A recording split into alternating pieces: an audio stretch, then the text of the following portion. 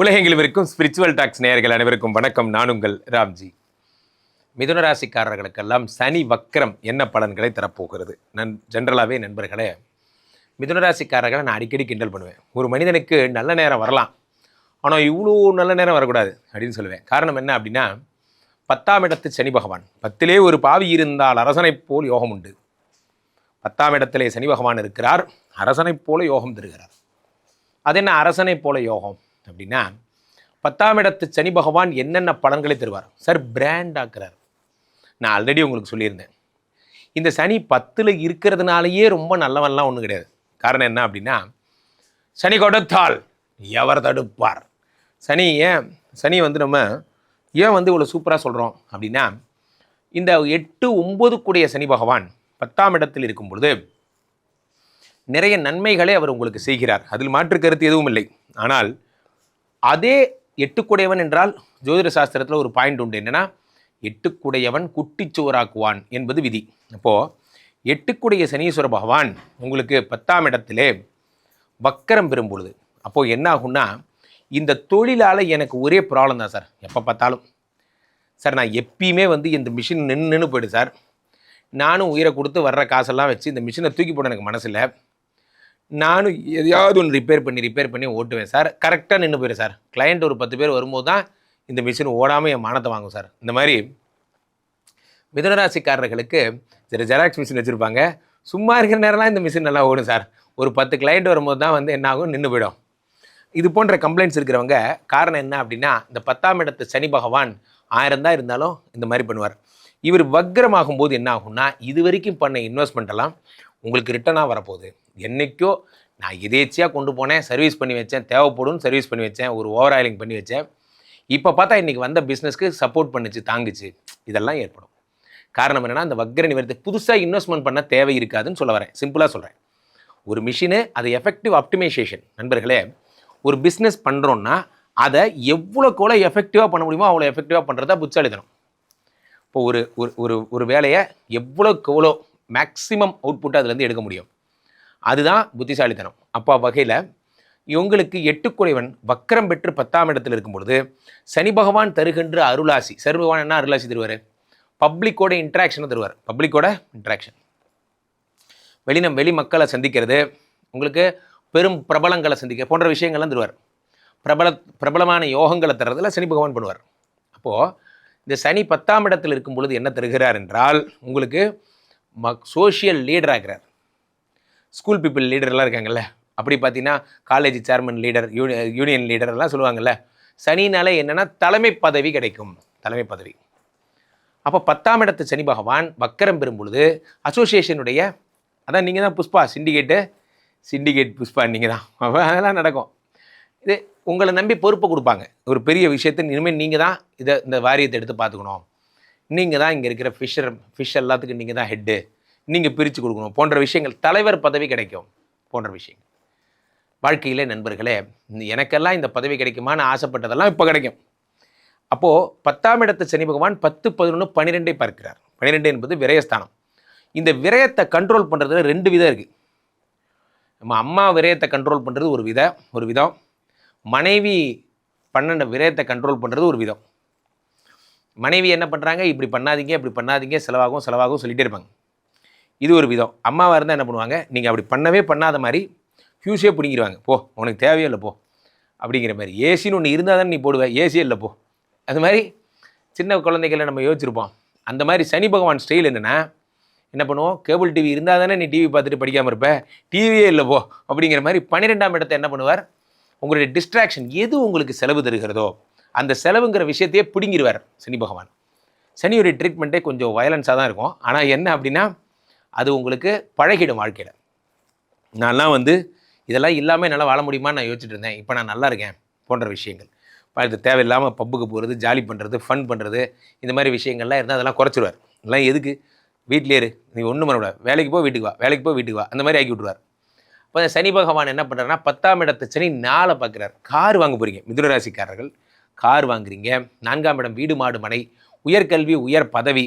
அப்போ என்ன ஆகுதுன்னா, நிறைய பேருக்கு ப்ரமோஷன் போன்ற யோகங்கள் கிடைக்கிறது. நிறைய பேர் நீங்கள் கார் வாங்குறீங்க, ப்ளஸ் பூமி லாபங்கள் கிடைக்கிறது.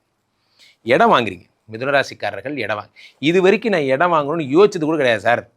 என் ஃப்ரெண்டு வாங்கினா அதை பார்த்து நான் வாங்கினேன். நண்பர்களே, நம்ம எதுக்கு பொறாமப்படுறோங்கிற ஒரு விஷயம் இருக்குது. டீஃபால்ட்டாக நம்ம எதுக்கு பொறாமப்படுவோம் சொல்லுங்கள்?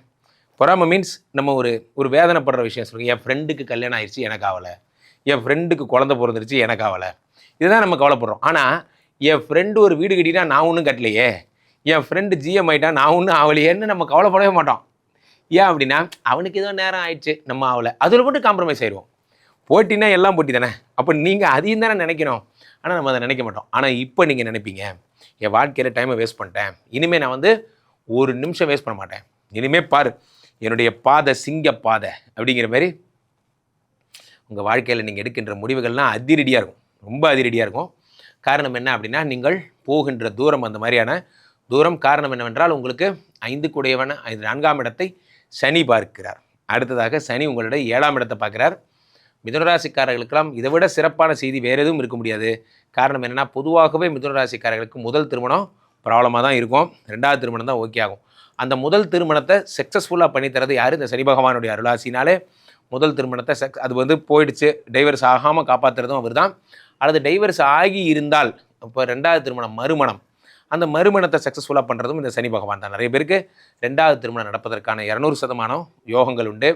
7 என்பது பார்ட்னர்ஷிப்பு, 7 என்பது கூட்டு முயற்சி, 7ஆம் இடம் என்பது வெளிநாட்டு யோகம், 7ஆம் இடம் என்பது உங்களுக்கு இதெல்லாம் தான் 7. இந்த 7ஆம் இடத்தை சனி பார்க்கும் பொழுது உங்களுக்குரிய சரியான ஒரு பார்ட்னரை உங்களுக்கு இன்ட்ரடியூஸ் பண்ணுறார், சரியான ஒரு பார்ட்னரை அறிமுகப்படுத்துகிறார். அதே நேரத்தில் உங்களுக்கு அவர் கூட சேர்ந்து ஒர்க் பண்ணுவதற்கான வாய்ப்பை தருகிறார் போன்ற விஷயங்கள்லாம் நடக்கும். ஸோ அப்போது இந்த 7ஆம் இடம் என்பது என்ன அப்படின்னு பார்த்தீங்கன்னா, வெளிநாட்டு யோகங்கள் மட்டுமல்ல, உங்களுக்கு இம்போர்ட் எக்ஸ்போர்ட் பண்ணுறது, இங்கே இருக்கிற பொருட்களை வெளிநாட்டுக்கு அனுப்புறது, வெளிநாட்டில் இருக்கிற பொருட்களை உள்நாட்டுக்கு அனுப்புறது போன்ற விஷயங்கள் எல்லாம் நீங்கள் ஈடுபடுவீர்கள். மிதுனராசிக்காரர்கள் உங்கள் வாழ்க்கை திருப்பி நடக்க போகுது. உங்கள் செலவீனங்கள் இந்த சனி வக்கரத்தால் குறைய போகிறது. உங்களுக்கு ப்ரமோஷன் வரப்போகிறது, திருமணமாக போகிறது, வெளிநாட்டு உறவுகளில் நல்லா சம்பாதிக்க போகிறீங்க, வெளிநாட்டுக்கு போகிறீங்க, சில பேர் ஃபாரினில் வேலை கிடச்சி போய் செட்டில் ஆவீங்க போன்ற நிறைய நல்ல விஷயங்கள் உங்கள் வாழ்க்கையில் நடக்க போகிறது. மிதுனராசிக்காரர்களுக்கு ஸ்வீட்டெடு கொண்டாடு. அப்போது எங்களுக்கு எப்போ குருஜி கல்யாணம் ஆகும், நானும் இந்த கேள்வி தான் கேட்கணுன்னு இருக்கேன், எனக்கு எப்போ ப்ரமோஷன் வரும், கீழே போய்ட்டுருக்கேன், இந்த 2 நம்பரை கூப்பிடுங்க. உங்களுடைய சொந்த ஜாதகத்தை பார்த்து கொள்ளுங்கள். உலக புகழ்பெற்ற நமது விஸ்வரூப விஷ்ணுமாயா எழுந்தருளி இருக்கக்கூடிய புனிதமான இந்த ஸ்ரீமடத்திலே தினசரி நடக்கின்ற விஷ்ணுமாயா ஹோமங்களில் கலந்து கொள்ளுங்கள். என்னுடைய இன்ஸ்டா ராம்ஜி சுவாமிகள் அப்படிங்கிற என்னுடைய இன்ஸ்டா ஐடியை ஃபாலோ பண்ணிக்கோங்க. மீண்டும் ஒரு நல்ல பதிவில் சந்திப்போம். நன்றி, வணக்கம்.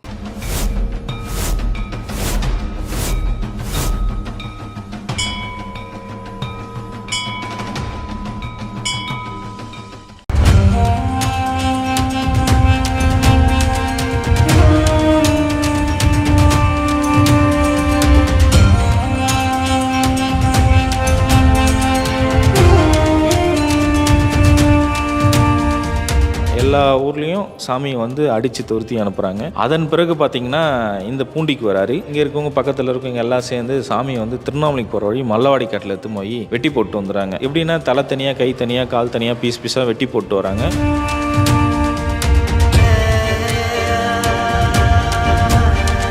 ஆற்றுல இருக்காரையே வெள்ளம் வருது. ஒரு அடிக்கு ஒரு அடி 360 டிகிரி தண்ணி ஃபுல்லாக விலகி போகுது. தவத்திலேருந்து எந்திரிச்சிக்கல, தண்ணிக்கு மேலே ஜடம் அதுக்கு பிடிச்சிருது. அவரில் தோண்டி பார்க்குறாங்க சாமியை. சாமி பார்த்தா உயிரோடு இருக்கிறார். பூண்டி மகான் பார்த்தீங்கன்னா மேற்கு ஒரு திண்ணையும் கிழக்கு ஒரு திண்ணையும் இருந்தது. இந்த கிழக்கு திண்ணையில் அந்த திண்ணையில் உட்கார சொல்ல தான் 19 வருட காலங்களாக பூமியில் கால் படலை.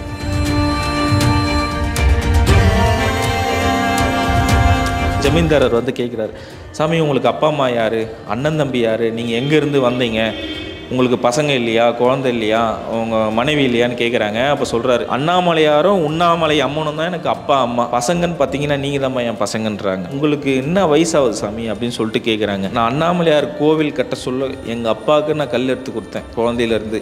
இன்றைக்கி ப்ரெசன்ட் டேட்டுன்னா அதுதான் என் வயசு, நீ அன்றைக்கி நீங்கள் கூட்டி சொல்லு பண்ணுறேன்.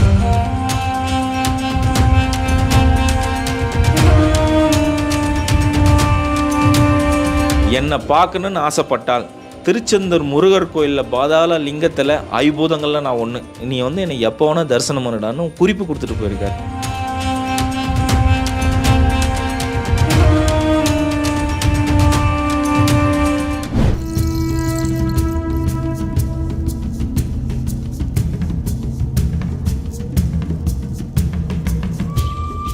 புலிகள் கூட ஒரு மகான் விளையாடி இருக்காரு. இவர் தவம் இருக்கும்போது இந்த வரி புலிகள் இவரை பாதுகாத்திருக்கு. திருவண்ணாமலைக்கு வந்த மகான்கள் வரிசையில இவர் முன்னோடின்னு சொல்றாங்க. ஈசான்ய ஞான தேசிகர் ஐயா. இவருடைய வாழ்க்கை வரலாறு தான் நம்மளுடைய தேடல் பயணத்துல பார்க்க போறோம். வெல்கம் டு தேடல். நான் உங்கள் வினு.